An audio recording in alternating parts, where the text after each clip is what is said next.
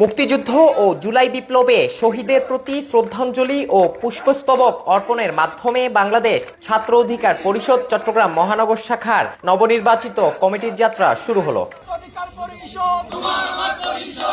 গত 27 এপ্রিল 56 সদস্য বিশিষ্ট এই কমিটি আনুষ্ঠানিকভাবে অনুমোদন করে ছাত্র অধিকার পরিষদ কেন্দ্রীয় কমিটির সভাপতি এবং সাধারণ সম্পাদক। যেখানে চট্টগ্রাম মহানগর ছাত্র অধিকার পরিষদের সভাপতির দায়িত্ব পালন করছেন হাবিবুল্লাহ, সিনিয়র সহসভাপতি হিসেবে দায়িত্ব পালন করছেন আবু রায়হান, সাধারণ সম্পাদক হিসেবে দায়িত্ব পালন করছেন ওসমান গনি, যেখানে সিনিয়র যুগ্ম সাধারণ সম্পাদক হিসেবে দায়িত্ব পালন করছেন রিয়াজ মোহাম্মদ শাহরিয়া। এই কমিটির সাংগঠনিক সম্পাদক হিসেবে রয়েছেন এম.এ. আল মামুন এবং দপ্তর সম্পাদক হিসেবে রয়েছেন নাজিফা সুলতানা অমি।